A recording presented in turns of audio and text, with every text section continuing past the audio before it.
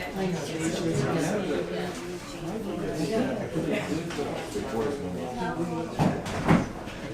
evening. It's nice to see so many people here on a Friday night. I have worked with Jennifer for several years. It's a pleasure to have her here in Winchendon. As you can see in the program, they'll be presenting an evening of contemporary works. Perhaps the most interesting is a work by Carl Antonellis. I think many people will remember him, a longtime Winchendon resident. And I'd like to invite his son, Peter Antonellis, to just say a few words about Carl, perhaps his relationship with music, the piano, etc. So. Thanks, Andrew. To start, people knew my father. He was a doctor in Winchendon for a lot of years. One thing I can always say, the phone in my house would never stop ringing. Every second of the day, every day. Okay, so, but that was his job. But as time moved on, I learned what he did. I learned that he grew up in Medford, Mass. And he was actually a freshman at Harvard University. He was 15 years old because he went right through the curriculum method, and he graduated from Tufts Medical School, which was 19 years, and then the war started, and he was in Burma. But anyway, the music was always a big thing for him, because all the things he had to do with his medical career, he always could come home and sometimes I see him at the piano, and he'd always get out there, and I remember we had two front rooms in a house. The piano was in one, and if you're doing homework on the other side, you get nothing but heard. Now, things that are being played tonight, I've probably heard them, because when he wrote that, I don't know. It's been here, but I'm glad there was a big tie-up to music, so we're very pleased that we finally get that symphony that he did years ago. It was always in the piano bench at the house. I think he brought it home until now. Andrew has found it, and now we bring it out to light, yes, and I hope everyone will enjoy it. So Carl performed, yeah, thanks. Perhaps some people will know, but Carl performed in Winchendon, performed at the library. I'm not sure if he ever performed here, but he performed at the library, he performed at the Garden Museum in Boston, and elsewhere throughout New England. And this piece was published in 1933. He was a young man at the time. The other composers listed, and the artists will speak about the composers and the works as they perform. John Harbison is a fantastic composer. He's, I believe, still based at Emmanuel Church in Boston. And unfortunately, he couldn't be here tonight. He had other commitments, but he's still living. And Michael Finnessy is still alive. So the artists will speak about these composers and the works. I'd like to just quickly thank, well, there's a long list of individuals and cultural councils to thank, but in particular the Robert Broadhurst Foundation. As many of you know, these concerts would not be possible without that underlying support. Several culture councils have also supported these programs. I hope that the programs will remain free. Ticket sales would never cover operating costs, so I hope that we can keep the free element. That's an important element for me. But it's very hard to pull the grants together, as you can imagine. Many individuals and businesses have contributed as well. They're noted in the program. Please take a look. And if you're interested, if you've enjoyed these programs, please consider making a donation. The programs that we can present are linked to the budget, of course. And again, it's very hard to ensure that the programs are free. But again, I think it's good that they are available to the public. And I'd just like to note that the concerts, the next two concerts, the program tomorrow is a Baroque program with a fabulous countertenor. This is a male who sings very high. And the program Sunday is a program by Mehmet. He's a colleague of mine, a fantastic Turkish musician. His trio will be here. And that's listed as a jazz program. Mehmet pulls in some of the Turkish traditions, so it's unlike the jazz program that we presented earlier in June. Lastly, there are some CDs for sale. Christina has 2 CDs out there. They're $10 each. And I think it's time to welcome the artists. So please help me welcome Jennifer and Christina.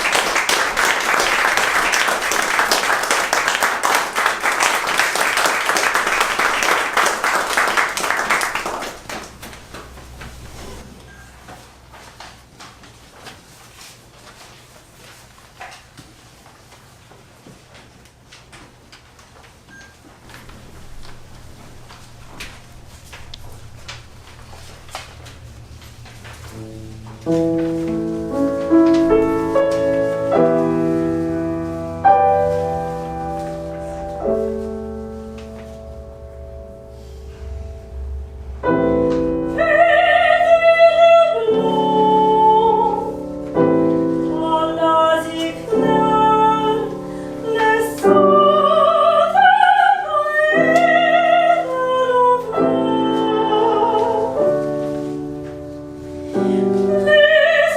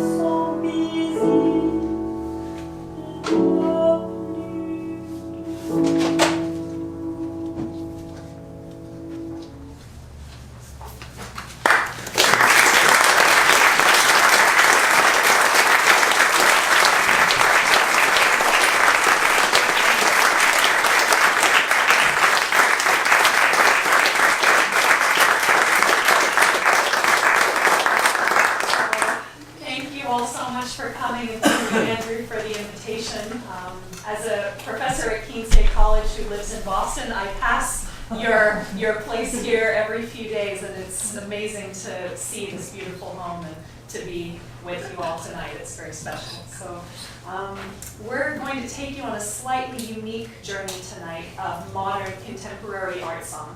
And just to speak a little bit, art song as a genre is the art of setting poetry to music for voice and piano. So this has been going on for centuries. We have songs about sea shanties, songs about soccer, about medicine, about everything you could possibly imagine, nature and nurture and all of the things in between, and of course a lot of songs about love.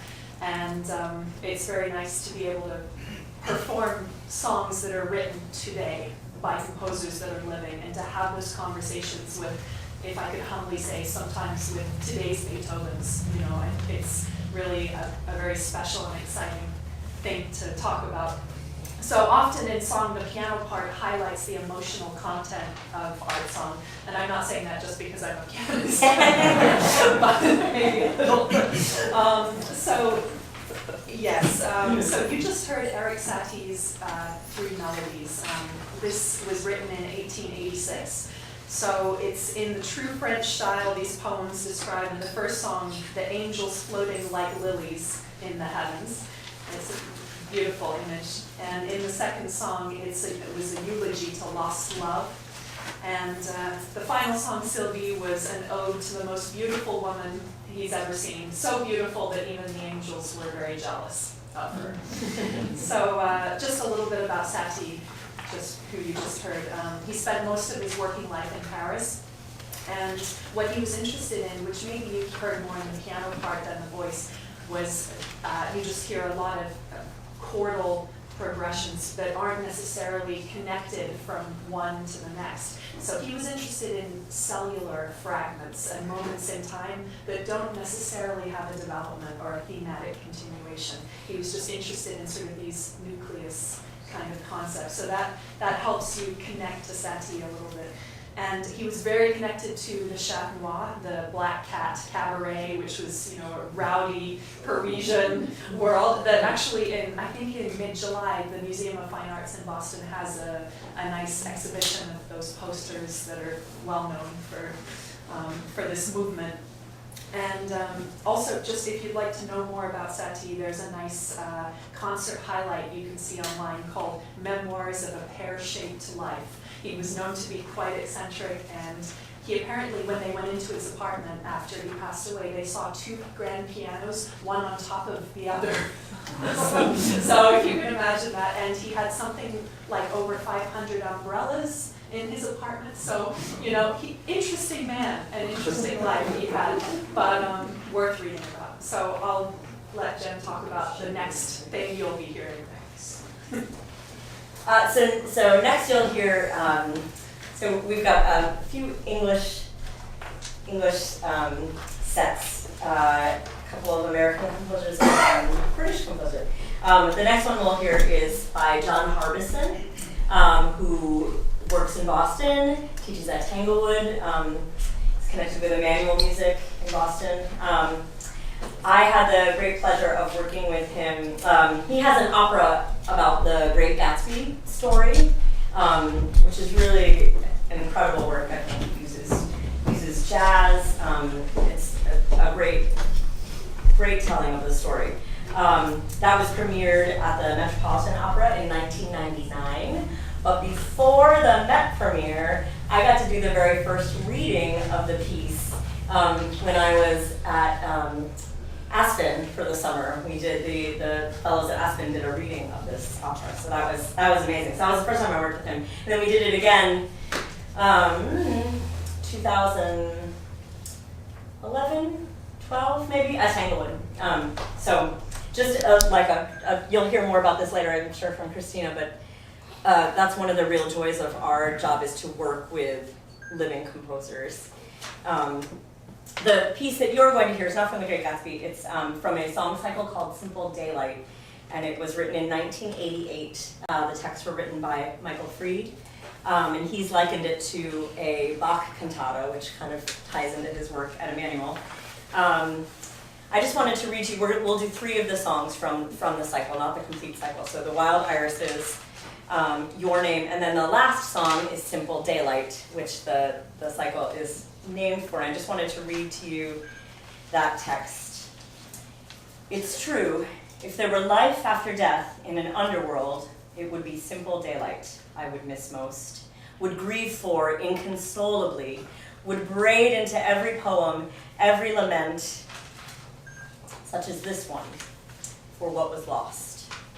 And just a couple of notes that he made about this last piece, actually not to me, but to Christina, or to Christina's colleague, that he couldn't imagine, this last song has no prelude because he couldn't imagine any music coming before the words, it's true.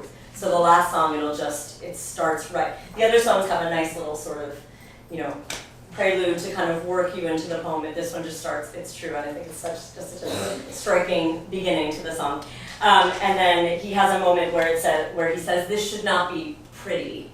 An instruction to the singer to use chest voice, to use a sound that is not pretty, as he's talking about this lament, right? And that is, I think, another one of the joys of doing contemporary music, is that we don't have to always be pretty. So as singers, we go to school to learn how to sound pretty, and we study bel canto, and then when we get into the music of our own time, it's not always pretty, some of the things that we're singing about, and so we are free to create other types of sounds, which you'll hear. Sorry. You had your pretty set.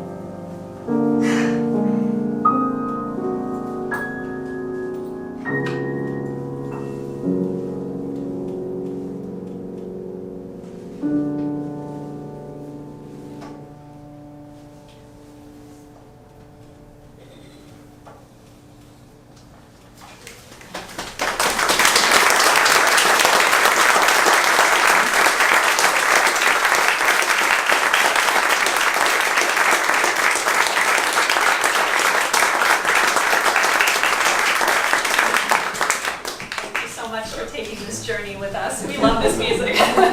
We're so happy. So Jen and I are both on faculty at a new music festival that's affectionately called Sick Puppy. It's an acronym, SICPP, so it's the Summer Institute for Contemporary Performance Practice, and it's at New England Conservatory. And Sick Puppy brings over 100 participants from 20 countries.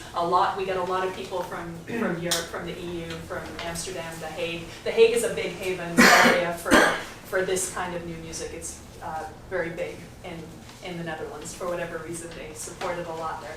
And so, yeah, so we're on faculty at Sick Puppy, and this year, every year, New England Conservatory brings very serious and high-level guest composer in residence for 1 week to come and work with the students. And this year it was, for a second time, Michael Finnessy, who's the composer we're going to perform now. And what the bio will tell you is that he's 73 years old. He's had a highly successful career as one of the leading British composers of modern classical music today. He's taught at Royal Academy of Music in London and has won several awards all over the world. What the bio doesn't tell you is what a wonderful and deep, profound human being he is, and kind man. So it was an amazing week working with him. And he wrote these texts. He wrote these songs based on Hans Christian Andersen texts. That one of the first things he told us was that actually these aren't published. These texts are unpublished, so it's very hard for him to get his hands on. And actually, I wanted to just read very quickly one of the many generous things he did for us last week when we worked with him was he actually wrote a 4-page handwritten note to us. I brought it here, and on the back is some of his music. It was very beautiful. That it's very rare to get this kind of gift by a composer that historically we can hold on to for our lives and have in a place like this one day and show. But one of the things he said on page 2, my Andersen file, these are the things he wanted us to know, so we should share them with you. And I think he wrote it very beautifully. He said, my Andersen file, Hans Christian Andersen was an orphan and was adopted eventually by a well-off family who looked after him into adulthood. Andersen felt that no one ever really loved him, and that he was unprepossessing and ugly and all the sorts of things one might expect.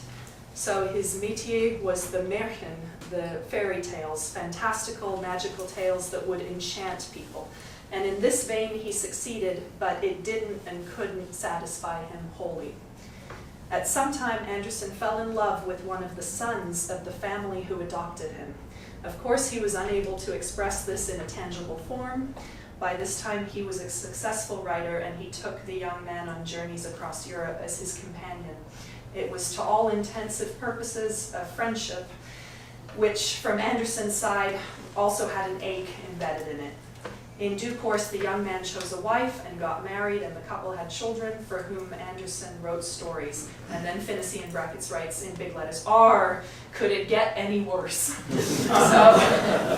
So I think what he wanted us to get at was this ache, this throughout his life, this deep feeling that he could never really reach something was completely unattainable for him. And Finnessy being British and everything that goes, I grew up in England so I can say this, everything that goes with the British culture is embodied in these songs, which is everything that's unsaid is what matters. Or in some cases, everything that's unwritten in his music, and I think that really comes across in this music, which can at times be violent and very intense. I would suggest for these songs that you do read along with the translations. Sometimes it's hard to understand just because of the nature of how he sets it, but also the words are very important to connecting with these songs. So, and also the first song he does something very unique in the first song. He writes it and he sets the song in German, and then the same text translated exactly into English. And so it sets as one song with two different languages, and the music is completely different, with some small connection, but basically as if it's two songs for the price of one. So we love these. He's a wonderful, interesting composer and man, and we are excited to do these for you. So the first song of this set is song number 7. 7, yes. So it starts with the mother. The Mother's Dream, and we'll start in German and then go into English, and then we'll do 3, and then 11 and 12. And these are from a big set called Liederkreis. Again, just doing a few of them.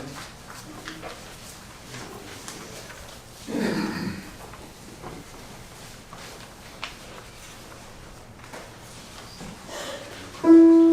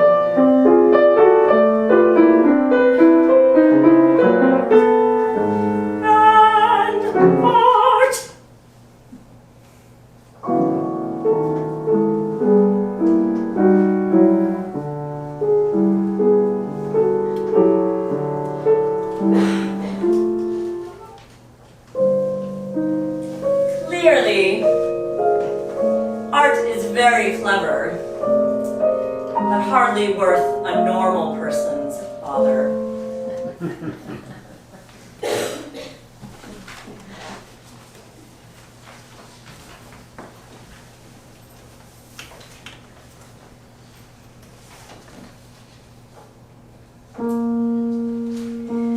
We saw each other. Some years had passed. I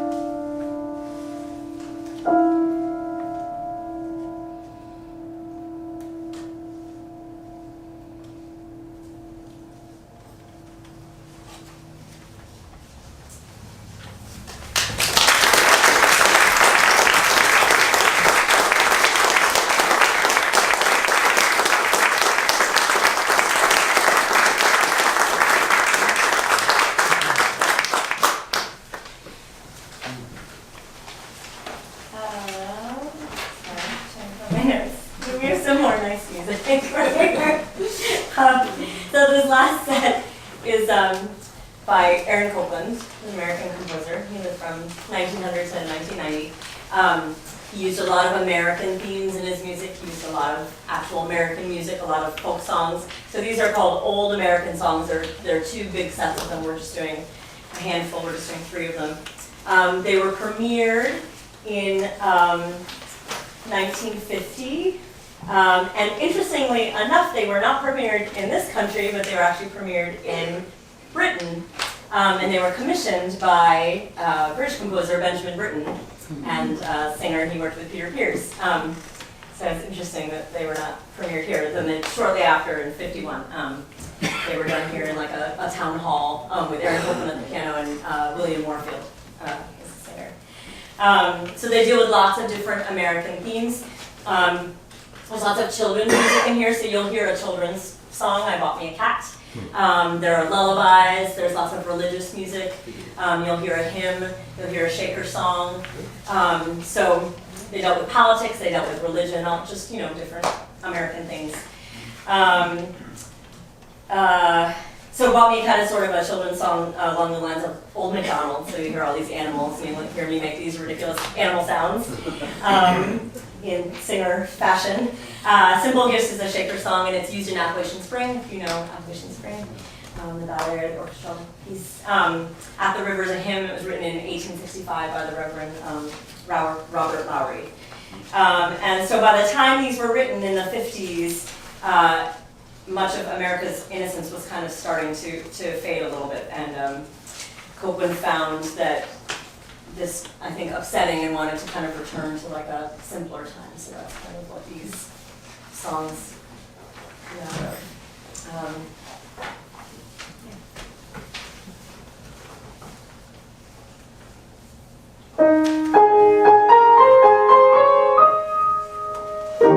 Tis thy gift to be simple, tis thy gift to be free, tis thy gift to come down where you ought to be.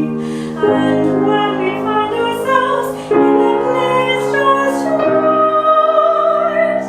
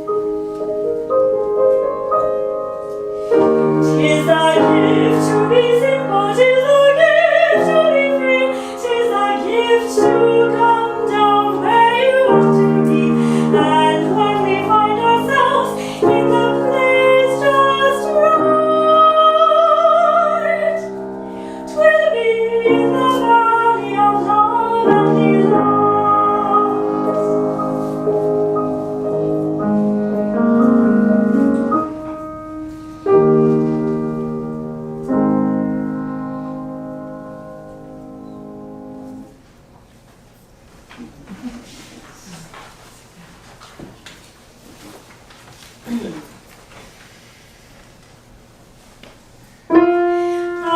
bought me a cat, my cat pleased me. I fed my cat on a yellow tree. My cat says, we love me. I bought me a duck, my duck pleased me. I fed my duck on a yonder tree. My duck says, quack, quack.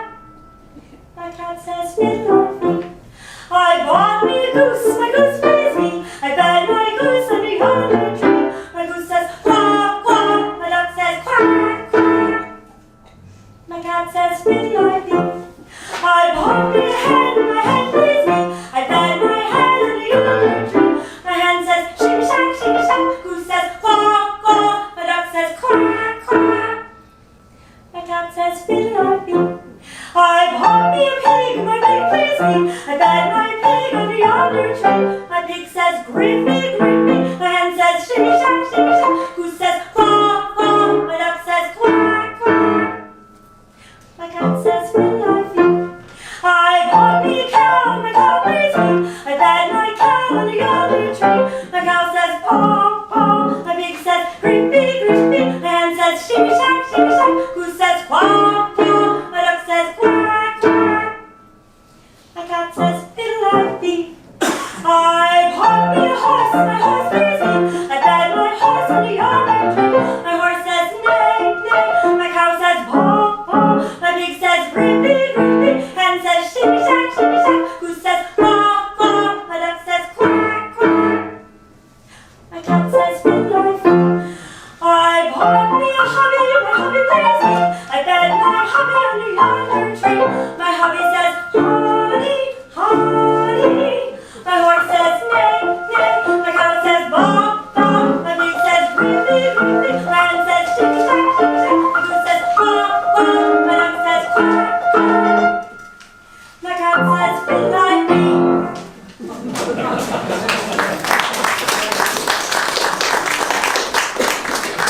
That's your reward for all the others.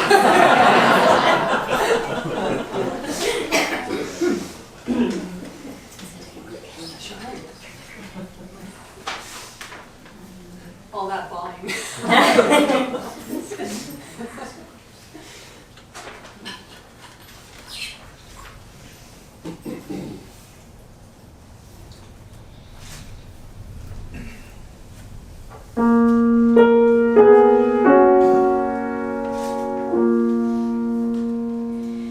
Shall we gather by the river, where bright angels' feet have trod, with its crystal tide forever, flowing by the throne of God?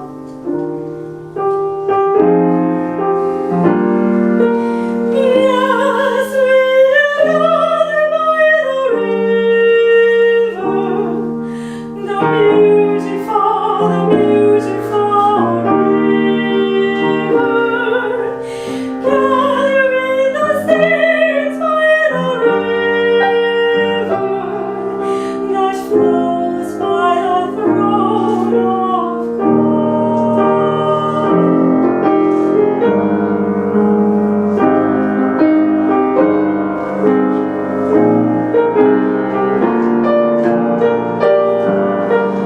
Soon we'll reach the shining river.